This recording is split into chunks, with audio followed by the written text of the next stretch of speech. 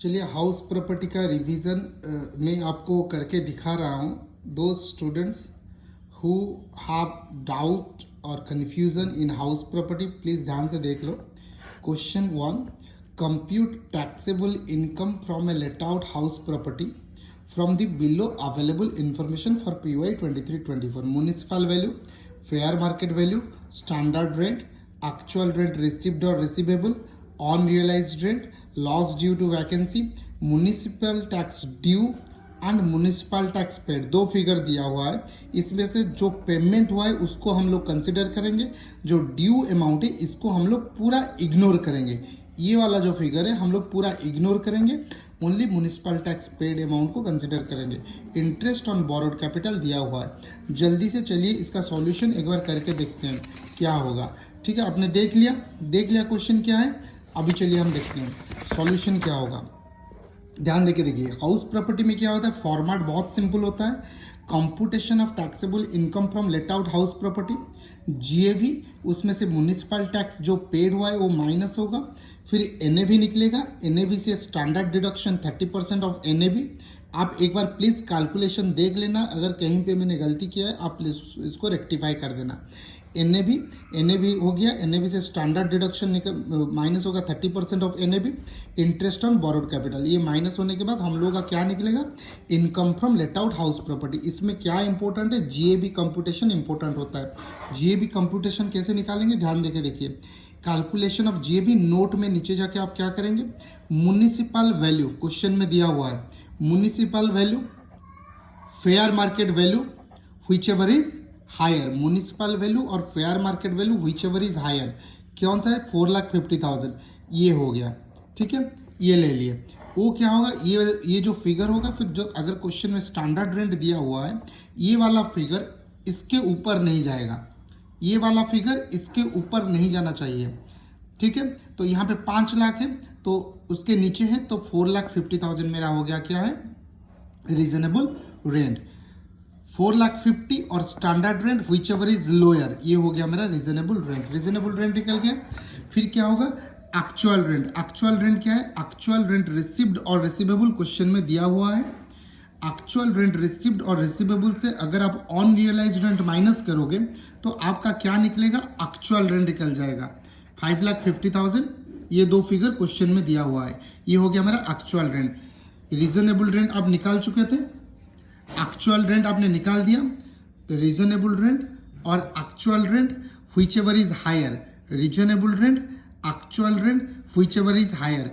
Actual rent कैसे calculate किए, actual rent received और रिसीवेबल क्वेश्चन में दिया हुआ है, उसमें से अनरियलाइज्ड रेंट माइनस करेंगे तो मेरा एक्चुअल रेंट कंप्यूट हो जाएगा. रीजनेबल रेंट कंप्यूट कैसे किए, municipal value, fair market value whichever is higher, उसको कंपेयर किए स्टैंडर्ड रेंट से whichever is lower.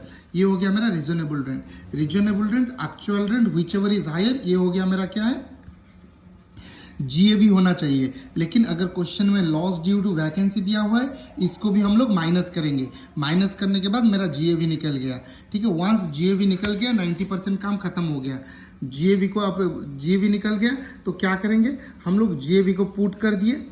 Municipal tax paid question में दिया हुआ है, माइनस के NAV निकल गया, इसका 30% ले लिए. इंटरेस्ट अमाउंट क्वेश्चन में दिया हुआ है, इसको भी ले लिए, माइनस कर दिए, मेरा income from late out house property निकल गया. देन क्वेश्चन नंबर 2 क्या है, क्वेश्चन नंबर 2 है, advise mister x whether the following income is taxable under house property और नॉट. मतलब ये जो इनकम है हाउस प्रॉपर्टी में टैक्सेबल होगा या नहीं होगा. Short question type. Mister X owns a building and it is given on rent, yes taxable होगा हाउस प्रॉपर्टी के अंदर में. क्यों, reason must be given. Reason ये है क्योंकि कुछ भी इनकम को हाउस प्रॉपर्टी में टैक्सेबल करने के लिए बिल्डिंग का ओनर एक्स होना चाहिए. assessee must be the owner of the building. In this case, X owns the building. Therefore, it is taxable under house property. Rental income from a vacant land. No, ये house property में taxable नहीं होगा. Because rent on land is not taxable under house property. To tax any income under house property, it must be, asset must be a building. Building, ये land है तो नहीं होगा. Rent from house property located abroad, ये house property में taxable होगा. क्योंकि condition कहता है property must be A building, तो ये बिल्डिंग है, ठीक है। एंड अजम्पशन है कि आरसीसी जो है प्रॉपर्टी का ओनर है, तो ये इंडिया में हाउस प्रॉपर्टी में टैक्सेबल होगा। Clear. If rent includes house rent and rent from furniture, अगर आप मंथली रेंट लेते हो, इसमें रेंट घर के लिए भी लेते हो, फर्नीचर्स के लिए भी लेते हो, discuss taxability. In this case we can separate rent from house and rent for furnitures. मतलब आप मंथली रेंट जितना लेते हो, सपोज 30,000 का रेंट लेते हो, उसमें से 20,000 हाउस के लिए ले रहे हो, 10,000 फर्नीचर्स के लिए ले रहे हो, तो आपको पता है आप मंथली जो रेंट लेते हो हाउस के लिए कितना है, फर्नीचर्स के लिए कितना है। सो इसको हम सेपरेट कर सकते हैं। अगर आप मंथली रेंट को सेपरेट कर सकते हो, इन दैट केस हाउस वाला जो पोर्शन है हाउस प्रॉपर्टी में टैक्सेबल होगा, फर्नीचर के लिए जो ले रहे हो वो आपका अदर सोर्स या बिजनेस एंड प्रोफेशन में टैक्सेबल होगा। ध्यान में आ गया, याद रह गया, ठीक है। क्वेश्चन में रीजन के साथ लिखना है, same as in question number 3, but rent can not be separable. यहाँ पे वो सेपरेट कर सकते थे, यहाँ पे हम लोग सेपरेट नहीं कर पाएंगे। अगर सेपरेट नहीं कर पाएंगे, टोटल रेंट आप मंथली जो रिसीव करते हैं वो अदर सोर्स या बिजनेस एंड प्रोफेशन में टैक्सेबल होगा, हाउस प्रॉपर्टी में टैक्सेबल नहीं होगा, अगर आप सेपरेट नहीं कर पाते हो, ठीक है। Interest on borrowed capital for construction of a house are for 2021 के लिए इंटरेस्ट आपने 1 लाख पेमेंट किया, 21-22 के लिए 80,000 पेमेंट किया, 22-23 के लिए 60,000 पेमेंट किया। 3 साल में आपने इंटरेस्ट ऑन हाउसिंग लोन कितना कितना पे किया है, दे दिया है। कंस्ट्रक्शन कंप्लीटेड ड्यूरिंग 23-24, यहाँ पे आपको ध्यान में रखना है। देखिए कंस्ट्रक्शन कंप्लीट हुआ 23-24 में, जो इंटरेस्ट दिया है उससे पहले का 2021, 21-22, 22-23 का, ये तीनों को हम प्री कंस्ट्रक्शन पीरियड इंटरेस्ट कहते हैं। इनकम टैक्स कहता है प्री कंस्ट्रक्शन पीरियड का जो भी इंटरेस्ट है उसका जो डिडक्शन मिलेगा, कौन से साल में मिलेगा, जो साल आपका, जिस साल आपका कंस्ट्रक्शन कंप्लीट हुआ 23-24 में, तो ये हो गया मेरा प्री कंस्ट्रक्शन पीरियड। तो क्या करेंगे, 1,80,60 कितना हो रहा है, 2,40,000 हो रहा है टोटल मिला के, वो देख लीजिए कैलकुलेशन, 180-60 2,40,000, लेकिन 2,40,000 यहाँ नहीं मिलेगा, इसका 1/5 मिलेगा।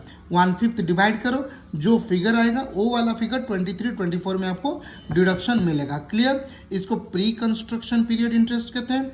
प्री कंस्ट्रक्शन पीरियड जो इंटरेस्ट रहता है कब अलाउ होता है, जो फाइनेंशियल ईयर में आपका कंस्ट्रक्शन कंप्लीट हुआ, कितना मिलेगा, प्री कंस्ट्रक्शन पीरियड इंटरेस्ट का 1/5 मिलेगा।